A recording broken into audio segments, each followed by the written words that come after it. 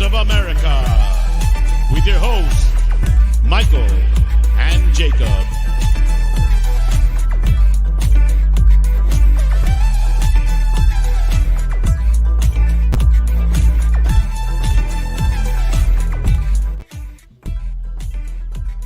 Hello, everyone, and welcome into another edition of the United Spurs of America podcast. With your host, as always, I'm Michael. He's Jacob. Good morning, good afternoon, and good evening, as always, and happy Friday, wherever you may be watching. Another Friday stream. It's a little bit later than usual. I apologize. I did have to go into work today, unfortunately. That's because you got the big boy pants on. When you wear the big boy pants, sometimes you got to pull extra hours. I hate it. But you know what? Nevertheless, man, we are back. We are live on our very own YouTube channel. Thank you guys so much for whoever is listening or tuning in to live or later right this instant. But regardless, happy Friday, everyone. Happy motherfucker. Tottenham. Try not to let them live in your head too rent-free. They do already in mine, but it's just, it's an SOS to all of you out there who may be stronger than me. Disappointing performance on the 26th, day after Christmas Day. 2-2 draw away at Brentford. Jacob went 2-0 down, ended up equalizing 2-2.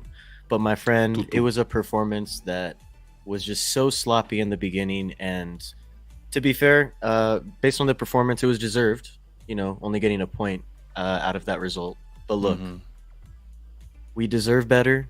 We should have done better. An overall frustrating performance, my friend. Kick it away.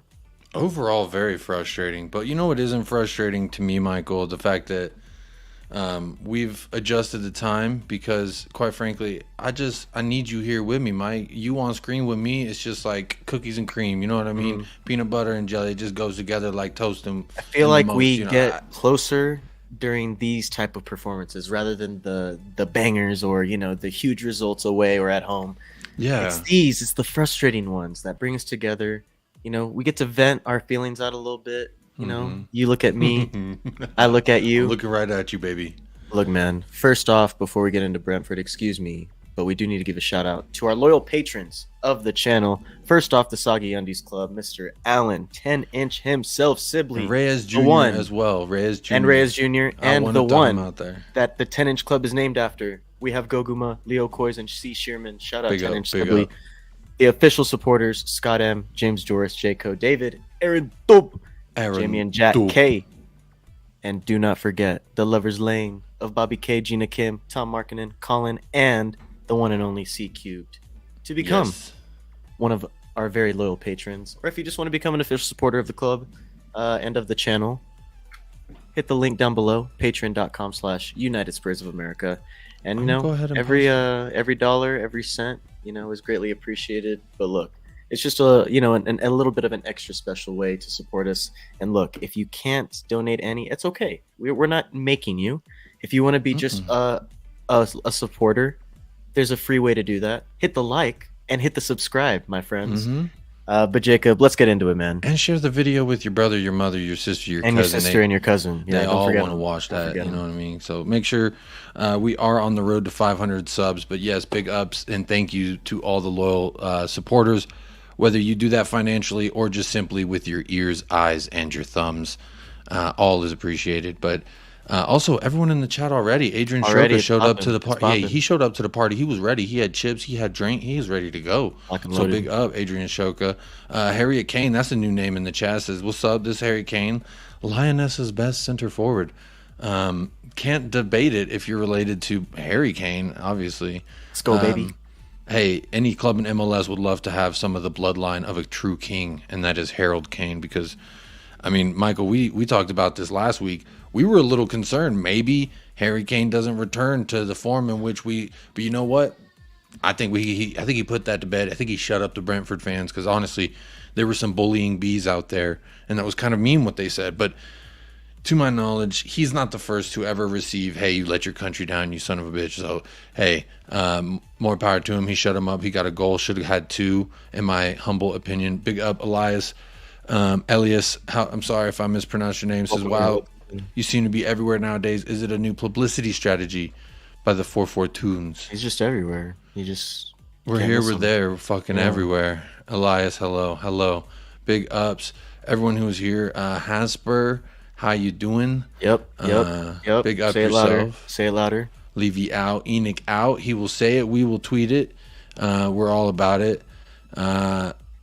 Step up, Levy. That's a new one. Who was that? Who was that yesterday on Brian Daigle's stream? He said, I don't know if... Bobby K. He said, I don't know if, maybe there's somewhere in the middle we can just say, step it up, Levy. I don't know. That's another topic for a later juncture. Before we get to that, I do want to also say, big up Goguma. She's in the house. She's in the 10-inch club. So we've got some welcome in, Goguma. Official club members joining in. See you again. Scott M says, where's the poll? Scott M, baby. Scott M, Scott. I just wanted to remind you that Canada didn't win a single game in the World Cup group stage. Don't do it, man. You don't deserve that. That's all love. I love Canada, man. I'm going to put up a poll, but I didn't know what to do the poll about. Was it, there was a few different options, but time was running short. I got busy. But I'm going to work on a poll right now for you, Scott. Another member, the first official member of Patreon. Whenever I first signed the thing up, it was for my brethren up north in the Canadians. So big up Scott M. Big up Bobby K in the Lovers Lane. He's here as well. What's up, he says, step up, Levy. Hope you're doing well, my friend. Yep, my brother showed the bullies at Brentford. He will slot more goals in now. That's what we were wondering last week. And you know what? He answered us. I think he listens to the show, Michael, and he said, I got you. Bobby K, big up Jacob, Michael, everyone in the chat. Big up Bobby K. How you doing? Hope you're doing well, my friend. Cockeyed. What's up? Howdy, people. I've noticed with Jan approaching, the baby oil prices are shooting up across Texas again due to a mystery buyer acquiring the stock. I mean, here's the thing.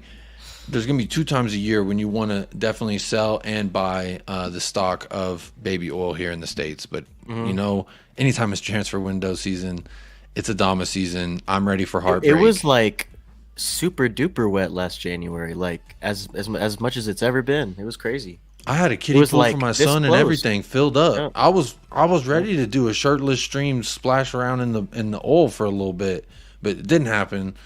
Saved the world from that visual. So maybe he's gonna be free in the summer. So that's if he doesn't sign no contract, he's gonna be free in the summer.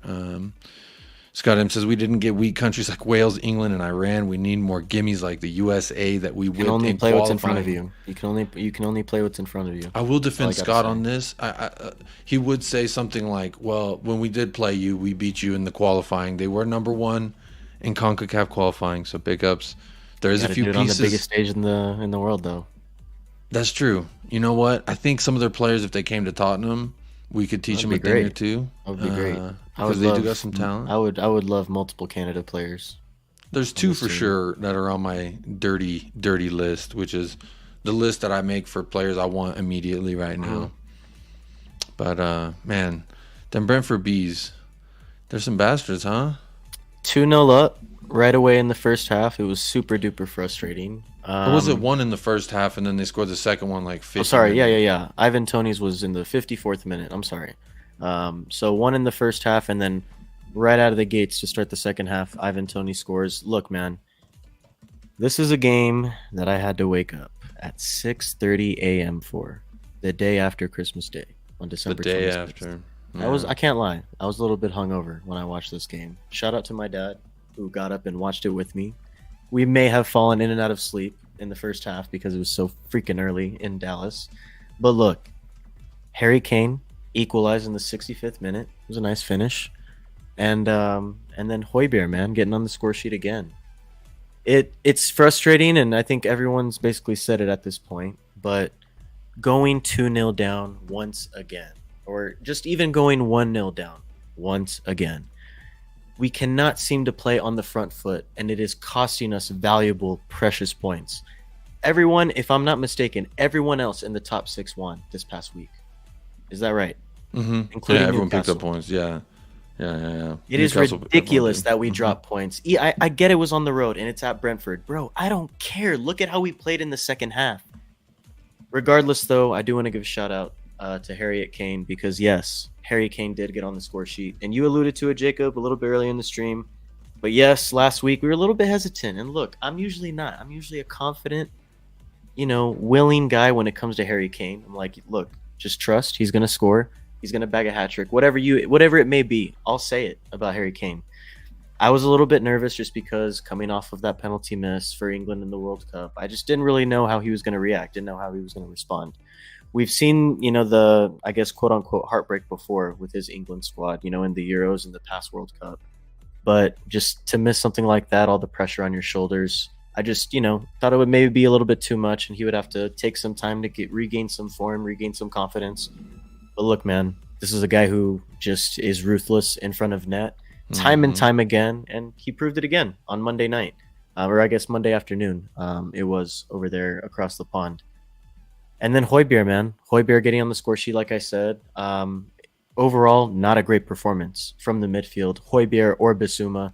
We'll get into that in a little bit, but look, I'm not looking forward to that, bro. I'm not looking forward to talking about once how bad again Bissouma's is making been. an impact on the field, whether it be an assist or a goal. Hotspur, man, coming through. And look, even though it was a frustrating performance, and he did have a bad performance, do not get me wrong, ladies and gentlemen. But look, it saved us a point. It saved us a point.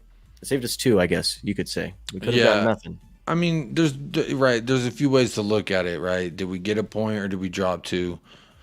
To me, obviously, it's hard for me to not be a positive guy. That's just my outlook on life. I try to not be a negative person, a negative Nancy.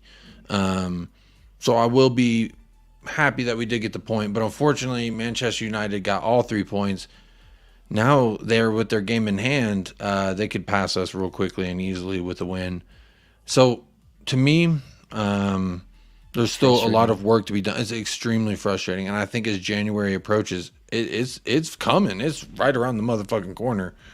So as soon as that arrives, I'm not looking forward to things because I feel like the toxicity level has been rising and rising within like Twitter, YouTube spheres, all those things. And it's just like, I hope, man. I don't know what else to do other than be like, man, I really hope they back Antonio Conte fully, not with this half-ass Nancy. Oh, what's up, Ellie? How you doing? Hotspur King, big up, Ellie. Hey, I'm showing respect. Man, I don't. You gotta show respect to Queen Ellie, of course. Also, especially, she's buzzing anytime Hotspur scores. Yep. That does sort of erase over a mediocre, subpar performance by his standards.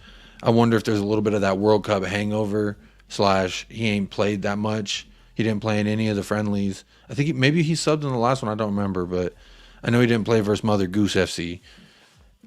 I just think that I don't want to be one of those people that's sitting there saying, "Oh, just wait on it," but like.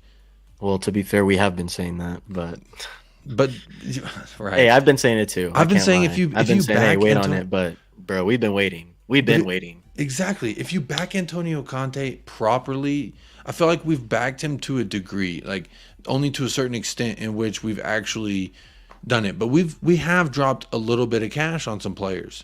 Some of them players ain't worked out, i.e. like Bissouma. Richarlison's now injured, so we're looking to get another fucking attacker in January, i.e. per Ali Gold. We will take that whatever you will. I listened to his shit today, and I'm trying to. That's respect. It's not whoever the fuck today. Hey, Ali Gold, if you're watching this somehow, if you're watching this. Yeah, usually I just say whoever the say. Because I'm bro. He's very confidential with his sources. I don't care. The cow, I'm fucking trying to get some milk out. You know what I'm saying? I need any shred of hope that things are going to look up for us this season because I'm watching Chelsea, I'm watching Arsenal. They're talking about bidding 60, 80 million on some Mudryk dude, Ukrainian guy who plays in the Turkish league or whatever, Shakhtar Donetsk or whatever. Apparently he's supposed to be so prolific or whatever. They want like 100 mil. Arsenal's working on that. Fucking Chelsea's already damn near signed delivered 3. And they're working on their 4th. And their 4th being Enzo Fernandez. They're about to drop 103 million on top of the other. I'm not saying we need to go drop money like Chelsea does, or we need to be spending money like that necessarily. I want some hope, man. 38 million, I think it is, to pay to get Pedro Porro. Just get that fucking done. Get it done 1st of January. Let him watch the Spurs game up in the suite, and let him look forward to wearing the kit down there. That's what I say. But it's not gonna happen. I know it's not gonna happen. But if we did things like that, I think it would give the fan base a little bit more positivity and hope going into the latter stages of this window. Like, you know what, we did get some business done early. We're not waiting until the last day. Like, it's fine if we want to loan out Jed Spence on the last day. It's fine if we want to sell Emerson on the last day. These are all okay things to do. But man, you got to go get, bro. Chelsea, where are they at in the table? I'm about to pull that shit up because they're way below us. They're like 7th, I saw, and Liverpool's down there as well. But guess what? They signed a player that they wanted. No, they're 8th. Sorry, 8th, and Liverpool's 7th. Yeah, I'm pulling it up. 6th, I think. 6th, yeah. Brighton 7th. Yeah, Okay. Brighton's 7th. Here's the thing: these teams, they're recognizing what do we need to do, where are we at this stage in the season, and they're making those moves. We need to start doing that. I'm tired of being interested in FC. I'm tired of thinking about maybe want to take them out to dinner FC. I'm tired of all that shit. I'm not trying to. What's up, Alan? Big up, 10-inch in the club. What's up, Alan in the house. Hi, guys. If Conte isn't fully back, top 4 is gone, and Levy won't like the lost revenue.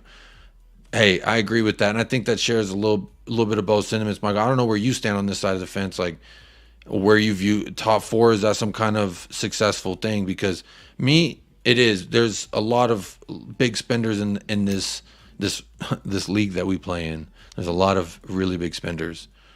So, with that being said, to finish 4th out of that, I think it is an accomplishment, and it does make the money make some money for the club. But at the same time, I need to see some money spent on the club. Where's that 50 mil from the war chest? Where's it? I believe we're still waiting on the 50 mil from the war chest. The war chest. You know what this war chest reminds me of? It reminds me when Americans were waiting for the French back in the American Revolution. They were saying, the British are coming, we need the French to help us, and we're just waiting on the war chest. Waiting on the 50 mil war chest. The war chest ain't coming, bro. Where's the war chest? Where's the financial reports? It's nowhere to be found. We'll get into that a little bit. We'll give you a little taste right there of the transfer window talk. Let's get into the starting 11, Jacob, because there were a few changes. Did we say hi to Aaron obviously, Dub? Aaron Dub. How's it going? Dub, big up yourself, good brother. Evening. There were a few changes. Obviously, first game being back from the World Cup, there was bound to be a lot of changes from the regular 11 that we had grown accustomed to. Plus, there were some injuries that we do have some updates, and we'll get into it in a little bit also.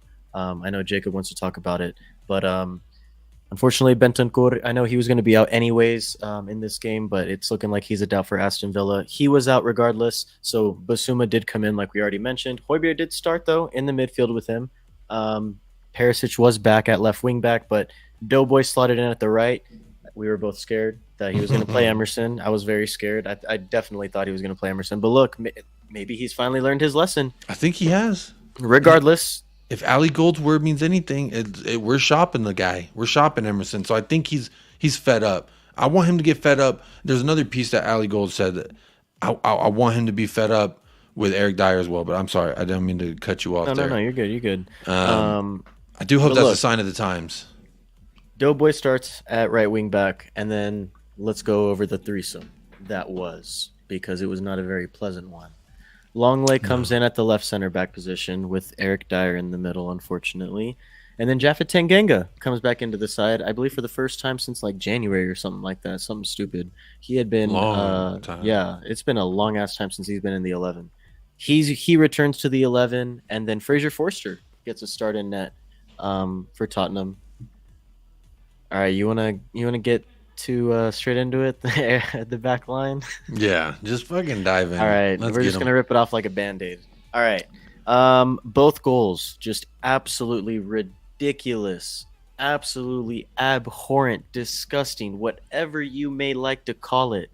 Jesus Christ, man. I don't know how much more of this defending I can see. I can watch with my eyes.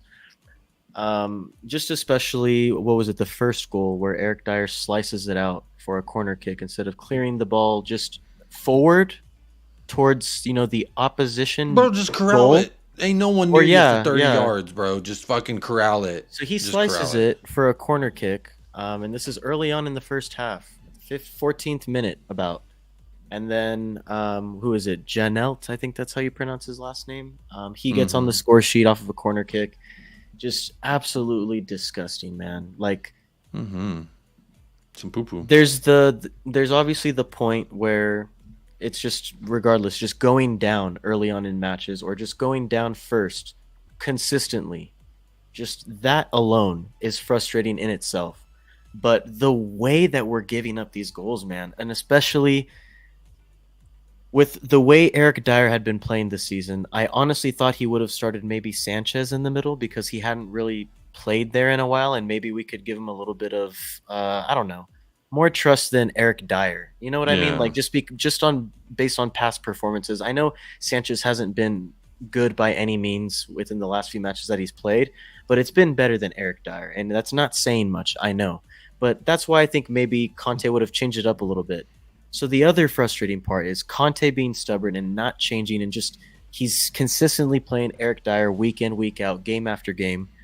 And then you pair him up with a guy who's fresh, you could say, I guess, raw at the time, because, you know, he just hasn't played in a long time in Japhet Tanganga. It was just you were waiting for the mess to happen, in my opinion. When I saw the 11, I was waiting for the mess to happen. You have a young player who is still relatively inexperienced in the Premier League because of injury or just because of team selection, flat out, coming into a side after not being in the 11 for such a long period, with a guy who's probably one of your most, if not the most, out-of-form players in the entire side in Eric Dyer. Recipe for disaster, my friend. I'll let you get into it, though, because I know that you're just tired of it, too. It's funny that you would quote my son's favorite show and say Recipe for Disaster, because that's a song that's in the show that he watches. You hit the nail on the head, my friend. When you see Eric Dyer, who's, you could argue, played a shit ton of minutes and then no minutes. What did he do? 34 at the World Cup, 30-some minutes at the World Cup. I don't know. It is a recipe for disaster. Japhet Tanganga, obviously there was a huge miscommunication on that first goal. So it's really, or excuse me, which one was the one from open play? Not the second one. The second one was from open Tony play. was from open play, right? Yeah. Either way, there was that. I think it was the first goal. I'm not mistaken. Where you could see there was just a clear miscommunication between who's supposed to go where and what they were expecting. You could see Eric Dyer was pointing to Tanganga. Tanganga went there, and then he went to another spot, and then the ball was where he was supposed to be.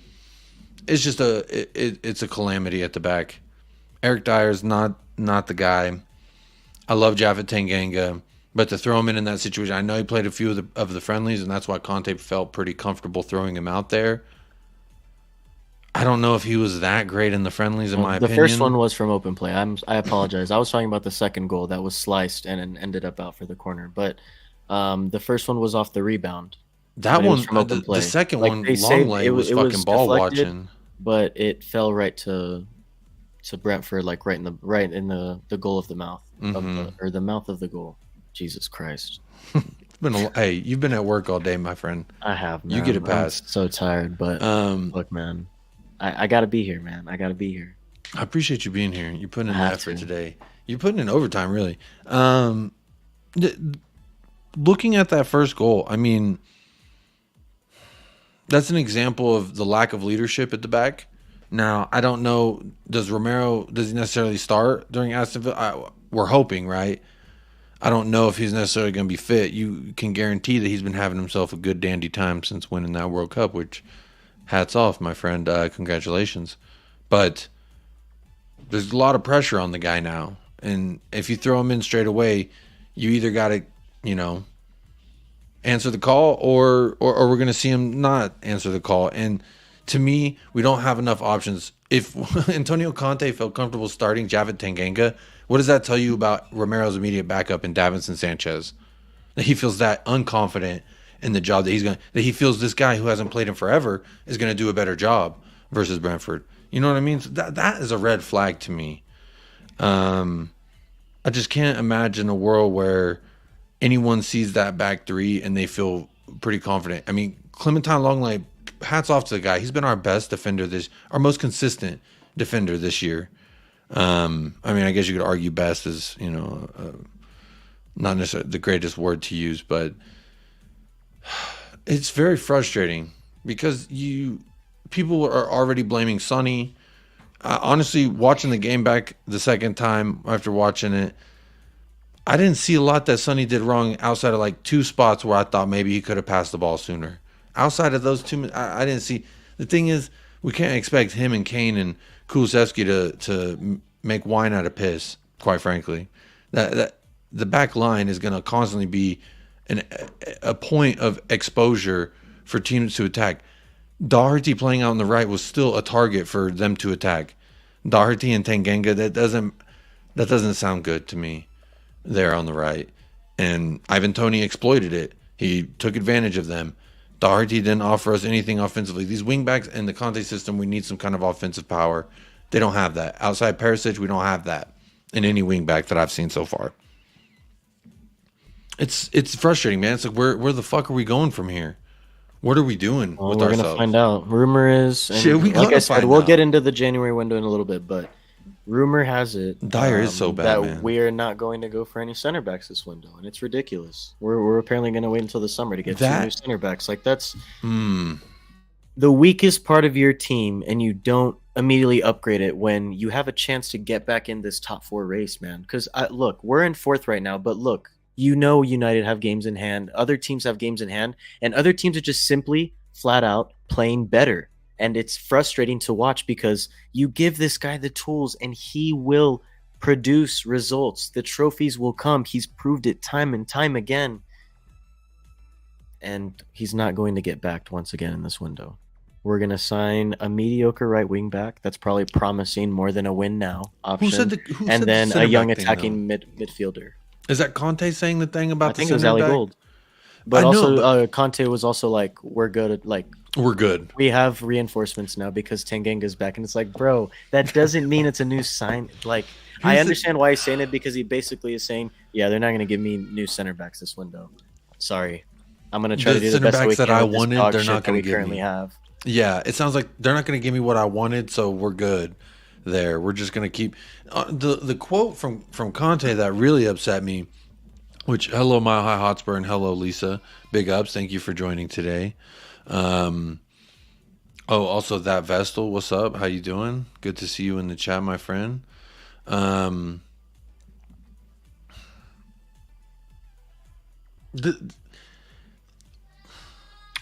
saying let's just get into the midfield, shall we? I'm gonna keep going back. Yeah, you're right. All right. Well, the vibes aren't gonna get much better, but at least we have a goal out of the 2 that was the midfield on Monday. All right, I already said it, and you kind of already alluded to it, but Yves Bissouma did not have the best of games either. It was definitely not Bisou season on the pitch. One of his worst performances in a Spurs shirt, if I have to admit it myself. You guys know how high we are on Yves Bissouma, and especially Jacob, how excited he was when... I bought the damn Bissouma kit. How excited he was when we signed Bissouma. And it's just disappointing, man, because time and time again, these guys just look like they get overrun in the midfield and they cannot keep up, or they cannot be disciplined, or they can't string a few passes together and connect the midfield to the attack, the defense to the attack. What's frustrating for me, man, is like all of the things that Yves Bissouma was so good at Brighton, he is now like the worst at. Like ball control, ball retention, like getting back, box-to-box play, even getting forward, having that creative flair, that creative pass. Even that final ball sometimes. It's just not there, man. Not right now.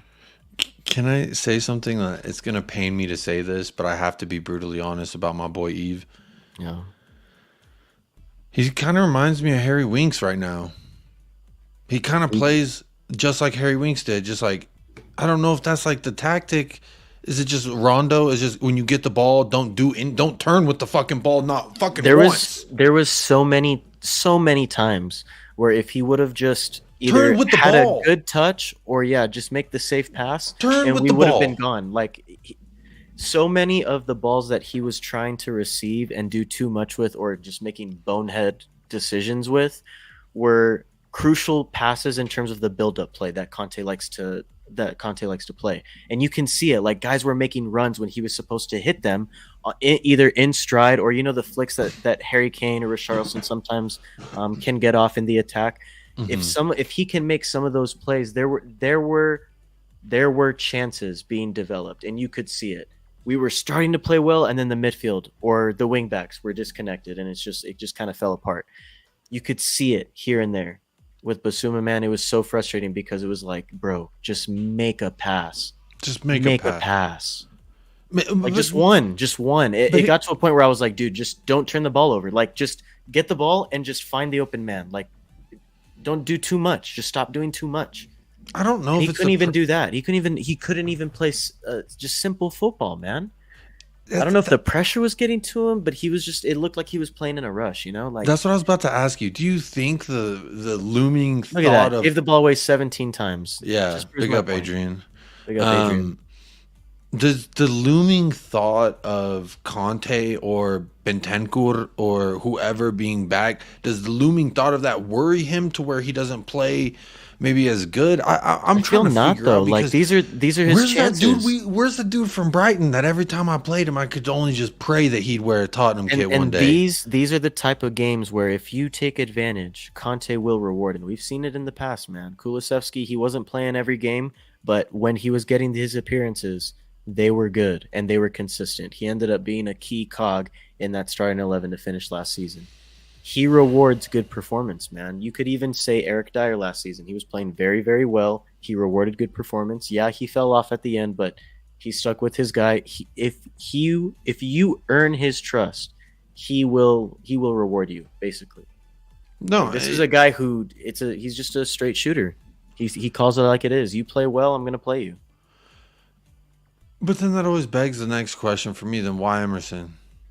Yeah, that's true. Because I'm like, he doesn't play well, but yet we still just constantly reward him with starting 11s, and then he gets like to make his outlier. And then he gets to do his little dance, and he posts it on Instagram. I don't like that. I don't want to see any more of that. And anytime we start him, that's what it's going to be, quite frankly. But even like Sanchez last year too. Sanchez, I know, Romero was hurt, but he had other options. Young guys, I guess, but look, man, it's just frustrating. Big up, Lisa. Big up. I think that's how I actually got my first appearance on We Are Tottenham TV. It was because Nick Barry Ranjit and I think Rez over there at Shelfside Spurs. So they used to Shelfside Spurs. Shelfside Spurs. Shelfside Spurs. Shelfside Spurs. So, big up them. Big up Lisa. Big up Right Heart Lane as well. They say, I hope he comes good at some point, but I'm not that impressed with Bissouma so far. Big up my man. And yes, buddy, not been active during the World Cup, but I'm back now. Good to have you back. I know you're talking to Bobby K, but I'm going to read it like you were saying that to me directly, Mr. Right Heart Lane. I'm going to take that, seal it up in a little envelope, put it in my back pocket. Thank you for tuning in. I hope you're doing well. Hope you had a good holiday. Also, I don't know if we wished everyone happy holidays. Happy New holidays, Year coming Happy up. New Year. I'm planning on doing a pop-up show, hopefully the day after. So New Year's Day, I'm going to try and do a pop-up show after our match later in the evening. So it might happen, it might not. Big up, Lisa. You are Spanish speaking. I hope Mexico's treating you well. I hope everyone's staying warm as well. Like I said, the New Year's coming up, so no excuse for Spurs to not drop the bag, in my opinion. There's been 3 really good signings already made. I would say not really good, solid signings for Chelsea. And I keep coming back to the Chelsea thing because I just don't understand. Young and they're buying now. That's what I'm saying. Like, they're buying for the future, and they're also like, if they buy Enzo Fernandez, he's starting, man. Like, you got to start him. Badiashile, however you say his name. With the way Chelsea have been playing this season, why not? He's one of the best players in the world right now. It's crazy that they're getting him. It sucks. And I texted you today. It just sucks because, like, day by day, it just feels like we're falling further and further behind. Like it does. Mm-hmm. Every day, I feel that way, and it's sad. The thing that really bothers me is, like, even look at the squad of Newcastle, say. Like, look at their squad, and they're second now, right? Or did City pass them? Third, I think. They're third. They're back to third. I mean... And they're 3 points ahead of us with the same amount of games played. So before And City's we've already game, lost they were to third. them. Yeah. So that's what worries me is. And it was at home. We have to Who play them away. Newcastle. Oh, Newcastle. Yeah, and they beat us at home. Yeah. It's not looking good, man. But they're doing all this without what I would say is their most dynamic player in Alan Saint-Maximin. They're doing all this without Saint-Maximin. Shit, not anymore. That's Almiron now. He's our most dynamic player. Dude, hey, I love to see it.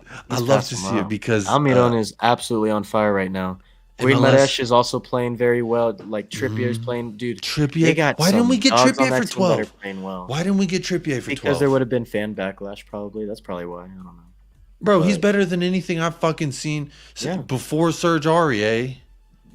I miss Serge. I watched Nottingham. I'm like, why is he better than what we got? But this is my point about the Newcastle thing is they're getting it done without some of their best talent. I mean, what's his name? Callum Wilson hadn't even played half the season. There's a stat that I heard on some stream. Shout out whoever the fuck, where Newcastle has lost once at home since last January. It's about to be a full calendar year that they've only lost once at home. There's something going on there, and I don't like it because we're not spending money, and we're not getting these. And they will. They will spend money. They have it now. Sky's the limit for Newcastle, man, if they spend right. So far they have. They haven't. What I've liked is their patience. They didn't just go splash 100 mil on somebody.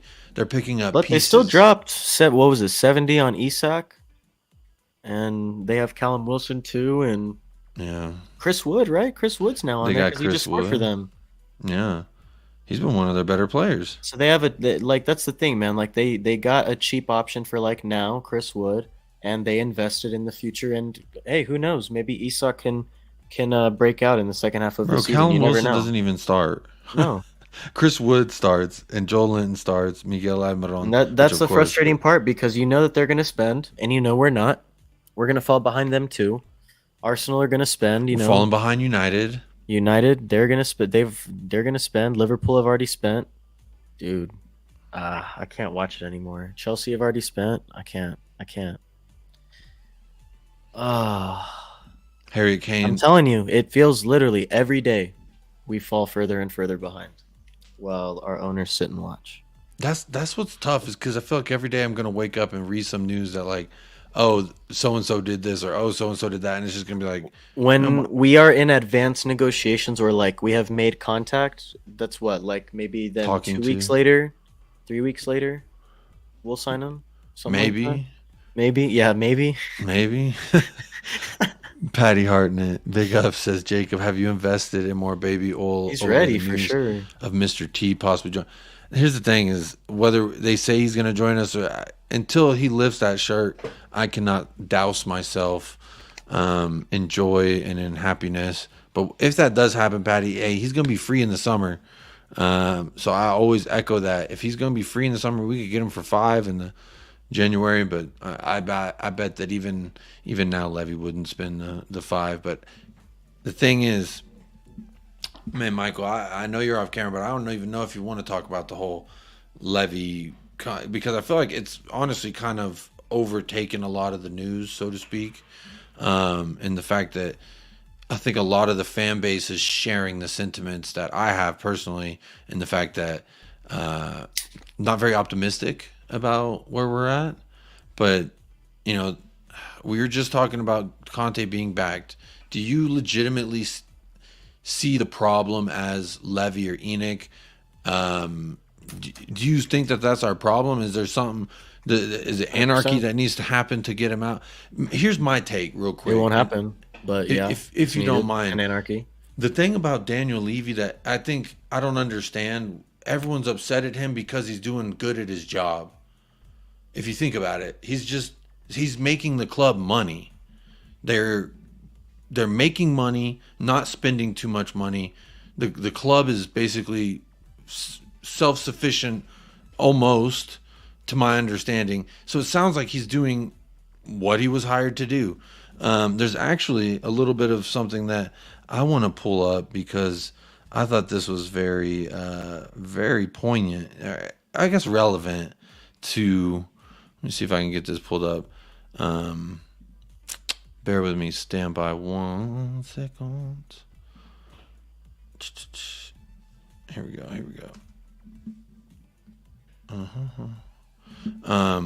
No, that didn't work. Let me redo that.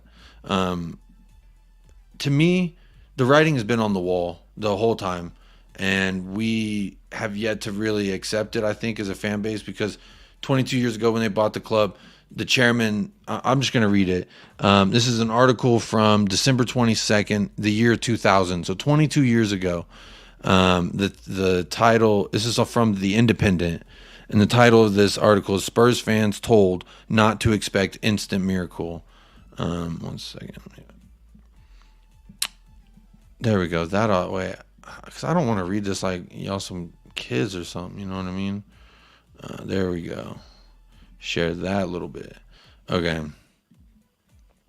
So this says, Spurs Fans Told Not. Again, I want to highlight, this is from the year 2000.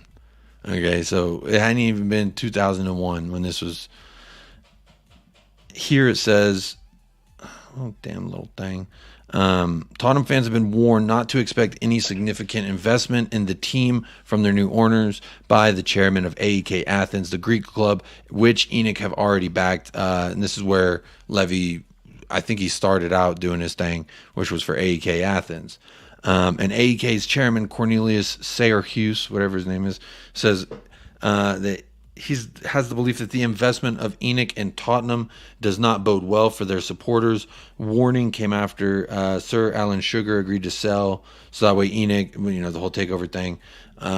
Basically, this is the chairman of the club that was bought before Tottenham was bought. And they had been run for several years by ENIC, and they're sitting there warning, saying, hey, they're not going to invest. And then also whenever they bought Tottenham, there's a quote from Daniel Levy saying, we got into this for the business side of it, not for the football side. And you've seen that. They stayed true to their word. And there's been investment into the club financially. So it's just what level, it's just the rate at which I think the league is going and these other teams are going, we're not able to keep up with because of the level of investment. And so is that the problem? Is that what we need to fix? That's what I don't know. Is there something more that can be done? I mean, is this just a fucking dead horse that everyone's beating over the head right now? If it is, we've been beating it for a long time. That shit beat. It's beat for real, but that's the thing is, like, the writing's been on the wall that, like, look, since ENIC took over, that they're not necessarily caring about the trophies of success of the I mean, whenever United, right, they fucking will riot. They will burn that stadium to the ground. And the owners know that.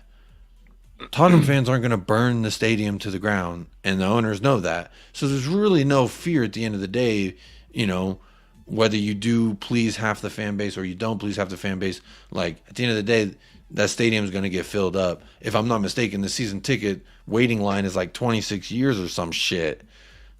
So you're not getting a season ticket until someone in the family who can't continue to pay for it has to forfeit it. I don't know. So my thing is, whether you like it or not, that stadium's going to be filled. Daniel Levy's going to be making money because of folks overseas, folks in the UK. Everyone's spending money on merch, on this, on that. People are going to be watching the games.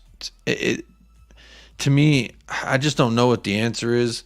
All I can say is that I just fucking hope we can all be happy and love Tottenham again. I hope for success. I hope that Conte is backed. I think that's the only thing I'm at right now. I don't care who's in, who's out. Just fucking give Conte some players that he can actually do something with, because Eric Dyer's not the fucking guy. Ben Davies is not the guy. Emerson Royale, Matt Doherty, Jed Spence, those are not the guys. Who do we have? Lucas Moura can't even come off the bench, and he's not the guy. And we're upset that he can't come off the bench. So what I'm saying is, like, from top to bottom, we got to fucking figure this out, the roster.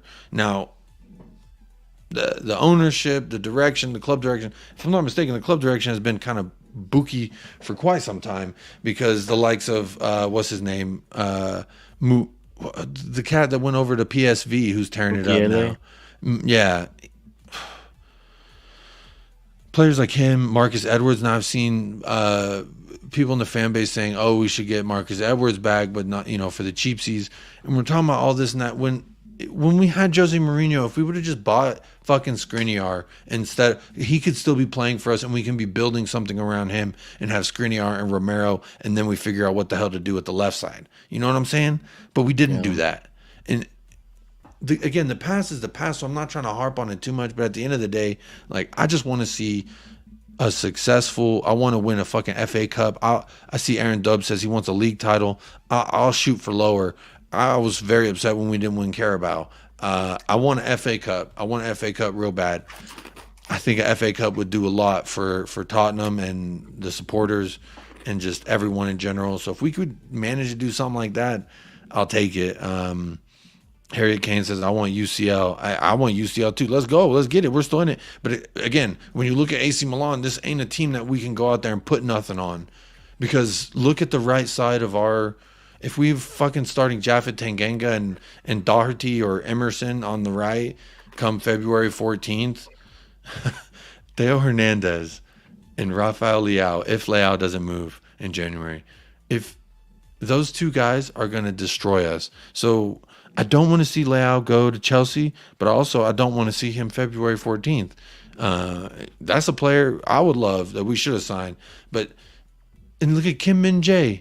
He's been tearing it up. I heard he's about to go to someone for 80 mil from Napoli. So these things, and we could have had him for 15, and he wanted to come play for us. Now, if we did get him, I don't think we get Romero, but so I guess you kind of got to weigh that one out. But, man, I just want to see something that we can all be happy about because at the end of the day, I love watching this team play. Like you said, you get up, I get up, 5:30, 4:30. It don't matter the fucking time. People are going to wake up to watch the club that they love. And at the end of the day, like, I just want everyone to have something that they can be proud of. And, I'm tired of getting texts from my homies like, haha, fuck you. During the World Cup, I was getting shit for Spurs players fucking up during the World Cup. You know what I mean? Like, I don't like it. I want us to just be successful. I want us to all have a team that we can be proud of. Big up THFC till I die says, big up, guys. Happy New Year to you both. Happy New Year's, my friend. Big ups. Congrats on the 1,000, the 1K. Harry Kane says, my bro will destroy AC Milan's defense. That's if he even gets to sniff the ball. I'm worried about the service Kane could get in that because if we're not bringing it, man, we need help. We need help. Our club needs help. We need to spend money. And I heard somewhere in the woodwork that it's around 30 mil that we're talking about. 30 mil and then whatever we get in sales if we sell.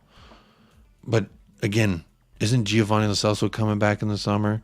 Tonki and Ndombele's coming back in the summer. Joe Rodon's coming back in the summer. Harry Winks is coming back in the summer. How many motherfuckers coming back in the summer that we got to figure out their asses too? Do we think Villarreal is going to buy Lo Celso? Do we think Napoli's going to buy Ndombele? I'm worried, man. I'm fucking worried. Even the players that we're linked with, I don't think any of them wow me. Besides maybe Zaha, just because I've always liked Zaha, and I think he's a really good winger, and I think he would definitely bolster our attacking options. But apparently, we're looking for an attacking midfielder and then a right wing back right now. That's like the priority. We're looking at Brazilian midfielder Tete, who's currently on loan at Lyon from Shakhtar Donetsk. I've seen another name, well, obviously Malinovsky, that we've already mentioned before, time and time again, the guy from Atalanta, excuse me. Atalanta. There's another guy, Martin Terrier, where I'm not really too impressed with. He's from Rennes. He's a winger / forward. I guess that can play in the midfield too. I think he's just more of an attacking option, though. Among the front three. And then the other one that I guess I would be maybe happy with is Harvey Barnes, just because I think he's a talented young player, and he's obviously English, so he'd be like not homegrown, but like homegrown in terms of Champions League and all that good stuff. I don't know, man. What about you? Is there anyone that's wowing you right now?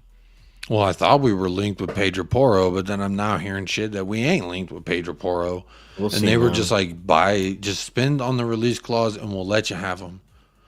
And it's like a little less than 40 mil, bro. A little less than 40 mil, and we can shore up a position, I think. Bro, we've seen him twice. He destroyed us both times. we could barely do anything versus Sporting. And this man was a catalyst of that. Yesterday, I believe it was, or the day before, I might be mixing my days up. The man was on fire. He had a goal. It was a header goal. It was a class goal. And then he also had an assist later. Like, he's better. He's worth the fucking 30-some mil, I'm saying, because how much did we spend on Emerson? How much did we spend on 25 mil? 30 mil, right? On Emerson? Somewhere. It was at least 25, right? Yeah, and it was like the end of the fucking window. We got robbed. That's what doesn't make sense to me, and it's just very tough. Hey, Adrian's also reminding you that Reguilon is also on loan. Yeah, we got Reguilon coming back. I mean, his ass want to stay in Spain too. Him and Heung, they're both looking for that ticket out of town. But man, it's just hard because you know me, I'm pretty positive. I like to stay positive and try and be as positive as possible. But like, I guess I feel confident going into Villa if I'm looking just one step ahead of me, right? If I'm not thinking about January, if I'm not thinking about February and the rest of the season, because if I do that, then I start getting upset. Oh no, bro! But if I just think about one foot in front of me, how are we feeling about Villa? I mean, damn. I don't know how I'm feeling about Villa because if you take a look at it, and we'll get into it more once we after we talk about transfer stuff. They've beaten Brighton, they've beaten Chelsea. I know that they just lost to Liverpool, but this is a team that also has beaten Man United. This is a team that isn't a total pushover this season. Like, let's be honest. Before, maybe. But right now, I wouldn't consider it, man. Liverpool are a very good team. They obviously lost 3-1. But like I said, man, they beat Chelsea. They've beaten Brighton. Brighton's they're looking really, really good right now. That's a good win. It's looking even better now that we won against Brighton because they are looking very good right now. And then Chelsea, obviously, is a really good win for them as well. So, look, I'm not overly confident going into this one. I'm not going to lie. But, how are you feeling about the guys going out? You know, like Brian Heung is apparently either going to try to go on loan or just move away from the club to get more game time. You've already mentioned it. Emerson is one that we're going to be shopping during the window. It's an opportunity maybe to get some guys out too. It remains to be seen. You know, like Tottenham, it's like pulling teeth when trying to get players to go out somewhere for anyone to agree a fee for them. But the people going out, at this point, I just think you need to cut your losses and just get them out the fucking door and stop paying their wages. Heel's making 70 grand a week. 70 grand a week Brian Heel makes for about 90 seconds worth of playing every 2 weeks. So we're paying 140,000 every 2 weeks for 90 seconds of play. I mean, to be honest, I'd be fucking happy if how old is he? 21, 22? I'm making that much just to do that much. All I got to do is go practice some sport. That'd be fantastic. To me, that's just horrible business. This man needs to go out on loan, pay 80% of his wages. Pay half his wages. Anything is better than nothing for the return you're getting and which you're paying. Like, we're paying how much for what? And that's the question you should be asking every single person on that roster. How much are we paying and for what are we getting out of that? And Hill's one of the not good ones. I think Davinson Sanchez is making close to that a week as well. It's not working out. Is it a pressure from management that's like, hey, we pay absorbent amount of this guy, we want to see more of him, and it's just like not going to happen because he's not good?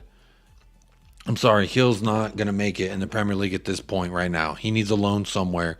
I would like to loan him to the Championship instead of La Liga. Don't let him be comfortable in his sunny little villa off the side of fucking Mallorca. I don't give a damn. Don't let him go be comfortable. Let him go be uncomfortable in the freezing cold in the Championship playing for fucking Luton or something. You know what I'm saying? Like, let him learn how to play in fucking England with some physical bodies, and maybe there's something we can get out of him. You know what I'm saying? But at this point, it's just not happening for me. That's someone that we need to get outgoing on a loan ASAP. Japhet Tanganga, I would love for him to get loaned to like one of these Nottingham Forest, Southamptons. You still in on Tanganga? You think he's going to be good?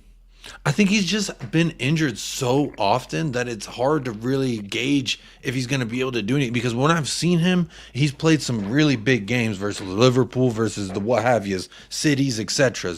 He pocketed Sterling, if I remember, when we played City. He's put in some good shifts. So there's something there. There's a spark in that pan. But here's the thing. When you don't play for fucking 12 months, 11 months, 10 months, whatever it was, when you don't play for that long, that's going to drastically affect anything you're doing. I think he needs a run of games. He needs to find confidence and health.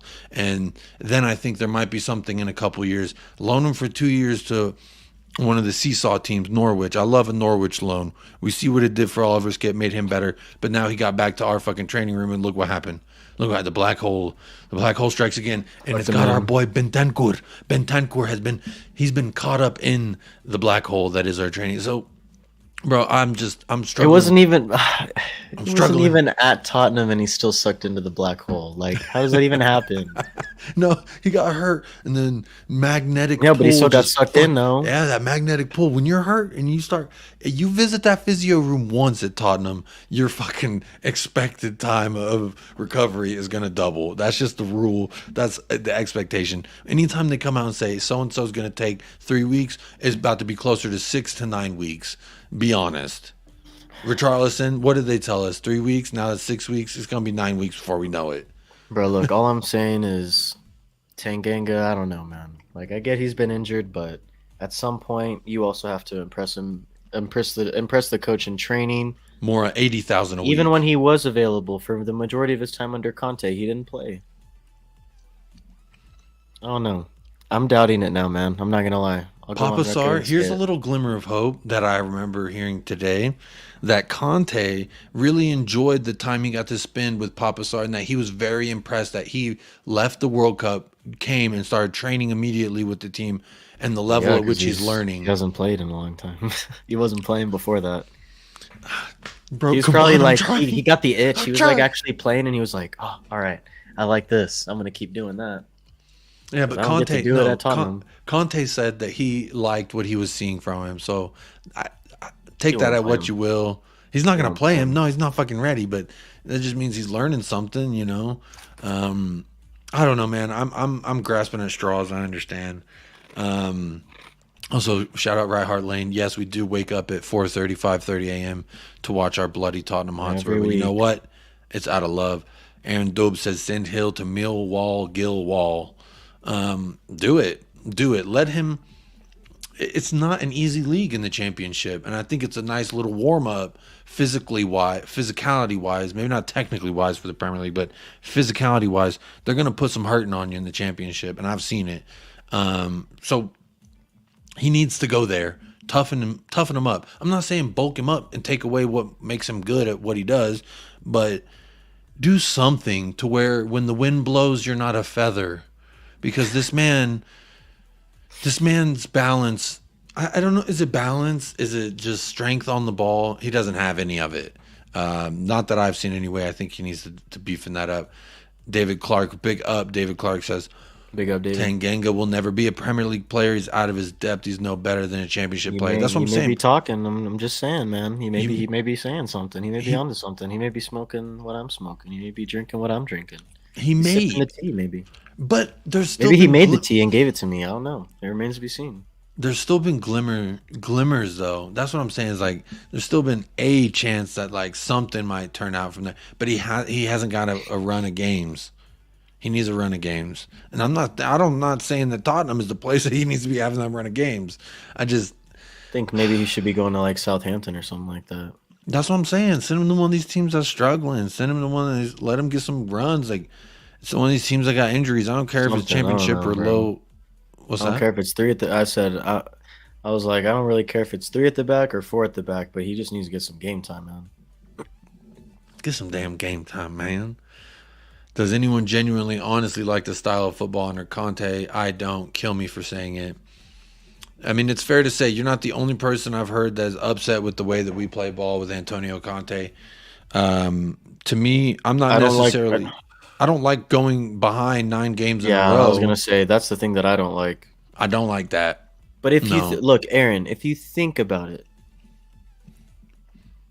every game we have like so many times where if the players would just make the pass, or if the players would just actually, not fuck up or turn the ball over or make a boneheaded decision, we would be much better. He just needs the tools, man. He doesn't have the players for it. These are the same players that Pochettino was using. The same players. Gotta give him the tools to be successful, man. The tools are not there right now. I don't know how many times I have to say it, but it's just not good enough. Not good enough. And we're not seeing much to give us any hope in a better direction either. So at the end of the day, I'm struggling. What was this? Like, you get a player like Denzel Dumfries in, where it immediately like skyrockets our chances to make top 4. I'm not even joking. Just a good right wing back, an effective, really good right wing back. But we won't get him, and he's only 26 years old. Yeah, he's not even that old, and apparently he's not going to be that. He wouldn't be that expensive either. But I don't know, man. You want to preview Villa before we wrap things up? No, yeah, I'm good, man. Yeah, because let's do it. I'm like, we can keep going on about management. We can keep going on about transfer, but at the end of the day, at the end of the day, the players are not good enough. They're not good enough. But what I will say about the tactics, and hey, look, Aaron, we're on the same wavelength. We're just like on different sides of it, but we're still riding the wave. All right, we're still riding the wave that this is not good enough. What I will say about the tactics is it just goes back to the mentality, but also the tactics as well, of just like playing and you never know. What if he's not telling these guys to sit back at the beginning and even when we do maintain a lot of possession early on, we still find ways to fuck up and then like immediately drop back and like get scared, and then we concede or we make a boneheaded decision that leads to a goal. I don't know. It's just frustrating, man, because it's the same thing. It's the same thing every game. I don't want to harp on one same players, the same thing. It's every game. It's Eric Dyer. Every time it's Eric Dyer. It's annoying. This is now like 9 out of the past 10 games, or I think it's 8 out of the past 9, where Eric Dyer is, in my opinion, responsible for a goal, and not in the good way. So this whole Eric Dyer, I remember when the preseason when he hit that left-footed outside the box, we were all like, oh, maybe, we're going to see some fucking Eric Dyer we've never seen before, but I'm struggling to find the positivity surrounding the future longevity of this club, this team with Antonio Conte. I'm scared that we're going to go and get some players that are fuck all, and I'm afraid of Conte leaving. I really am, because where that puts us at, I don't like the thought of, personally. So, Aaron, that's kind of a roundabout way to answer your question. It's not necessarily that I'm like thrilled to the moon with his tactics or whatever, but I do believe in his system that it'll work if you do it the right way, and we're not doing it the right way. So there's that. I'm definitely frustrated with it, but I feel confident in the fact that, like a boat, let's say Conte's tactics are like a boat.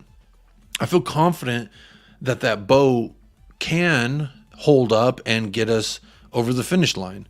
But I'm also concerned about the crew on the boat that's working the boat. They might fucking Titanic the boat, and we're not going to make it out of here. But that's the part where I still back Conte. I still trust his tactics. I don't think he tells everyone to sit back the first half. That's not a thing that a coach has ever, in any sport, at any level, has ever said. Like, maybe boxing, right? Maybe an individual sport, it's like, I'm going to preserve the tank a little bit and wait for the end. Maybe I could see that in like a one-on-one type of sport, but definitely not a team sport. Definitely not something you would tell your troops like, hey, just go around and don't go down by too many to Brentford by half. But at the same time, that's exactly how we fucking played. I'm telling you, man, going into Aston Villa, I'm not 100% confident.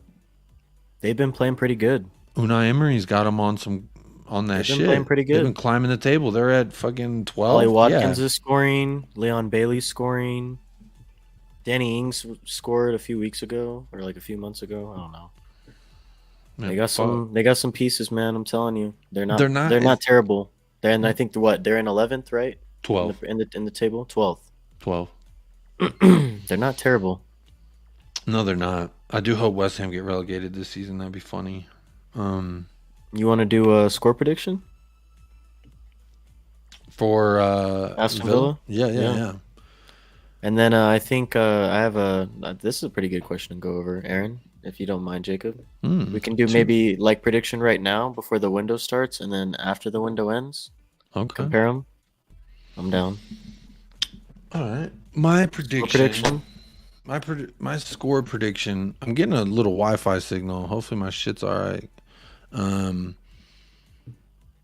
My score prediction is, you're not gonna like this. I'm usually saying bangers on bangers. I'm gonna say 2-1. There's no way we keep a clean sheet. I do not think there's any way. I'm gonna say 2-1. If we're high flying, maybe 3-2, maybe.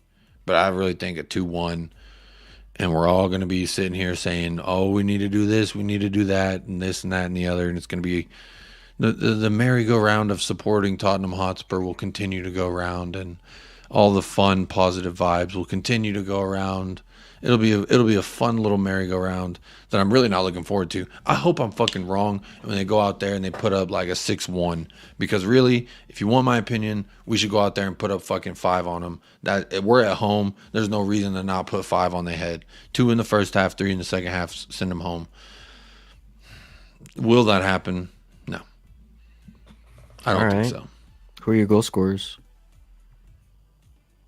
Harry Kane and Kulu. I think Kulu might get back on the score sheet this week. He's been looking righteous. He's looking like a plump little peach ready for plucking. I think Kulu should get one, and I think Kane will get one.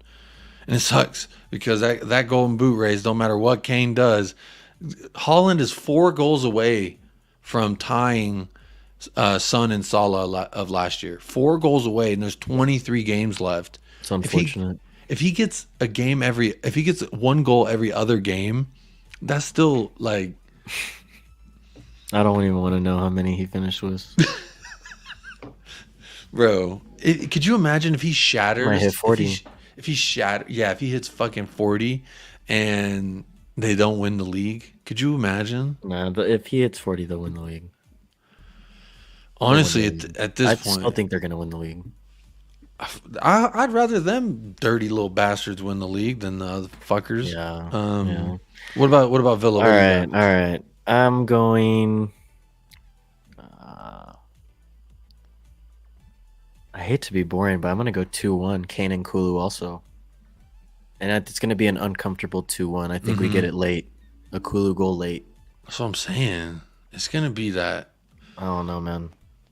We'll see. I'm just not confident right now with the back line. I'm really not. I'm waiting for that fire to be sparked under Son and to him to be firing on all cylinders again. I need to get that engine cleaned out. And once we do, man, I hope he just comes back firing. Let's see. Aaron Dub says 3-1 Spurs win. Adrian says 5 for the Spurs. Villa. So Adrian, what you're saying is what I'm hoping, brother. So I hope you're right, Adrian. I really, really, really do. I'm just not in a great mental space with Spurs at this moment. But if we win 5-1, I'll probably turn around and I'll be ready for the rest of the season. But I hope you're right, my friend. David Clark, Spurs 4, Villa 2, Kane 2, Kulu and Perisic. We're still waiting for Perisic's goal, right? We're still waiting. Still waiting for a Premier League Perisic goal. Any day now. Aaron Dobb with a dire hat trick. Dire hat trick of own goals. Yeah, a dire hat trick of own goals. I believe that before. Dire hat trick. Adrian says Son scored a hat trick against Villa last season. That's true. We're not Unai Emery's Villa, so just get one. Just get one, Son. Just get one. Because I think one will do wonders for Son's confidence and get people off his fucking ass, man. Dire brace of own goals. Yep. Dire brace of own. I for sure more than one. That's just my opinion. Double Dyer, knowing the wall misinterpretations of that. Paddy Hartnett, I can see it being a struggle. I hate to say it, but they have done this. I think it's gonna That's be a where close we're at, one. Patty. That's where we're at. It's a tough one because I'm not feeling. Normally, you know me, Michael. I like to come out here and be like, we're gonna win 4-0 and Sonny brace, Kane brace, and ready for the fucking waterfall. And I love that. That's what I want to get back to. I'm just I could see us going down a half, coming out, scoring 2 in the second half to win the game, and everyone's still being same old Spurs that were. I definitely could see that happening, but I hope I'm wrong. Adrian, I hope you're the right one this week. I hope you are correct. Martinez is back. Who the fuck is Martinez? Emi Martinez, goalkeeper for Argentina. Oh, man, fuck that dude. He's a punk. I hope we spank him. I hope we. You know what? I'm gonna say 3-1, Michael, because you said 2-1. I'm saying 3-1. We're putting it on Emmy. Fuck that guy. Come on. All right. But I'm still not confident. I'm still not feeling. Usually when we're coming away from these, I'm feeling like real good about it. I'm feeling like I'm walking on sunshine. But tonight's not like that. Walking on sunshine. Whoa. He's our next goalkeeper. Dude, I would like him. And I know he played for Arsenal for a long time, but dude, I don't know, man. I like him. I can't lie. Honestly, especially when he plays for Argentina.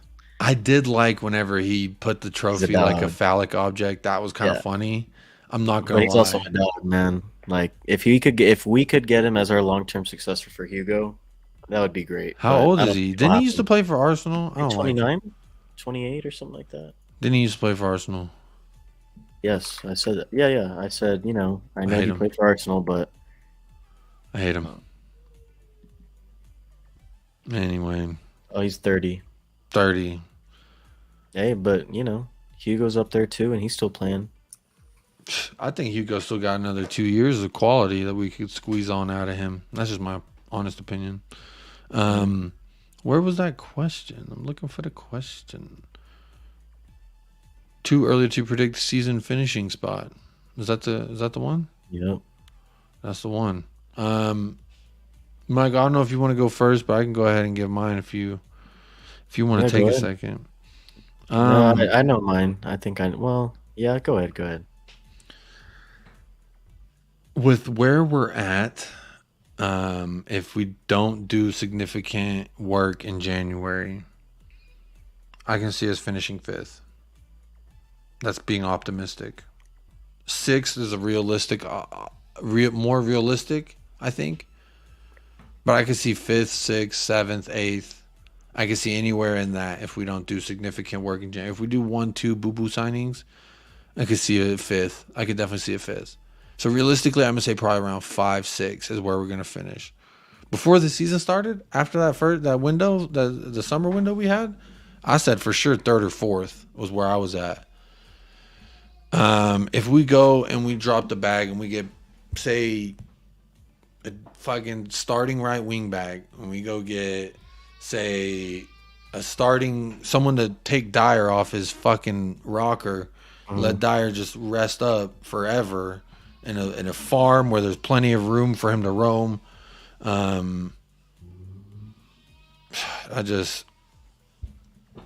Not feeling good. We need to go out there. We get the business done. We do a lot of good work, and I think that we can still finish 4th.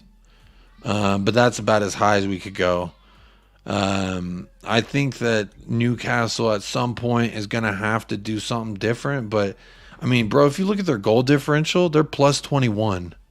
We're plus 10. So they've scored 11 more times than they've allowed being scored. Bro, I'm afraid. The next big boy one is Liverpool. They're at plus 14. But they're 2 points behind us now. So, yeah, man. 6. I think Aaron Dubb said 6. I'm starting to think 6. Now I'm looking at this table a little bit thicker. I'm starting to think it's going to be like City, then Arsenal, then United, Liverpool, Newcastle. Chelsea might try and do shit. Brighton going to try and do shit. It's not looking good, buddy. I'm saying 6. That's what I think. Even with some business, we'd be lucky to get 4th if we do some perfect business. I agree. 4th. I'm going 6th. fucking sucks. I hate it. I think Arsenal's going to finish above us. Man City, Newcastle, United, Liverpool. Yeah. No, actually, maybe not Newcastle. Maybe they'll drop off, but it's realistic we could finish even in 7th if Chelsea start playing better. Shit. You never know. Not feeling good, buddy. Not. I usually walk away from this feeling a lot better. Not gonna lie. Not today, though. Not today. So I guess we'll do another one at the end of the window after it's all said and done. When we get like our January, one player in. When we get our one young attacking midfielder in. Someone I'm gonna have to Google. Yeah, and someone that's not even like the biggest need. But it's alright, man. The pain comes with the suffering, but it also comes with joy every now and again. It's just a little bit more rare when you're a Tottenham fan. Any final thoughts, my friend? Real quick, I do want to go ahead and end this poll. We got 17 votes, 17 likes. I like that. That's a nice, clean. Everyone who vote and be liking, and I'm liking that. My last minute poll that I put up was thoughts on them Bumblebee bullies. And the winner is I just want wet football back. And that's really how I feel. I just want some wet football. I want something to get moist about. Will it happen? Remains to be seen. Let me go ahead and end that poll so we can find out. Tied for second place. They are mean and we are weak. And we should win. We will win, just later. I think one person said, I don't care, burn down the establishment. So that person's ready for some anarchy. Ready for anarchy. Yeah. Burn down the establishment. Burn down the establishment. Real quick, we got a couple comments coming in before the end here. Patty says, investment is needed in January for us to maintain at least a push for 4th. If not, then back to the Conference League we go if we are lucky. That's what I'm saying, bro. I really feel like 6th, 7th place, somewhere right around there is where we'll finish. If the sounds of this January are to be, true, unfortunately. Aaron Dub, new year, new transfer window. Who knows? Maybe we'll go full freaky Leicester and win something. I hope so, man. That'd be fun. And that's the joy of football. I want that shit back. The joy of football. Aaron, any poll question is always the right poll question. Adrian Stroka says we need a few winning, high-scoring clean sheets. That's what I'm talking about. Clean up that differential because it ain't looking good. Aaron Dub also says 6. So my final thought, my friend, is you know what? We were late, but better late than never. Being late can still be great. Lateness equals greatness. Is that what they say? So thankful for having you here. Thankful to see a new year. God willing, it's coming up. And just stay safe. I want you, Michael, and I want anyone who hears this show, that's listening to my voice at this present moment, whether it be right now live or if it's playback on demand. Be safe. Enjoy yourself these holidays. Love one another. Because come January 1st, it's back to fucking, are we going to figure this shit out, Tottenham FC? So, what about you, Michael? That's about as positive as I can make it, man. My final thought I really is tried. Happy to see another year. Blessed to have good friends and family like yourself, Jacob. And I am praying for a win on New Year's Day. I hope 2023 starts off with a W. Harry Kane loves a New Year's Day game. One of my all-time favorite Tottenham games is that Tottenham-Chelsea 5-3 game at White Hart Lane on New Year's Day in 2015. So, look, man, hope we have some more fireworks on New Year's Day. And hopefully we sign some fucking players in January, man. Quality players. Yeah. Not just Emerson Royals. But I agree, man. It remains to be seen. It remains to be seen. Michael, I know you're a busy working man, but if you do get the time, Sunday night. We play Sunday, right? Yeah. If you do get the time, check back in Sunday night. Hopefully we'll be celebrating, popping bottles of happiness. That's what I hope anyway. Thank you guys so much for listening to another edition of the United Spurs of America podcast. If you do like this video, hit the like, hit the subscribe button. If you're listening on Spotify or anywhere else, make sure to hit that like and follow button as well. Follow us on Twitter and Instagram and Facebook. For Jacob, I'm Michael. Come on, you Spurs. Up the lads. And Jacob. Come on, you Spurs. I need please something. Win. Please win. Please win. Please fucking win.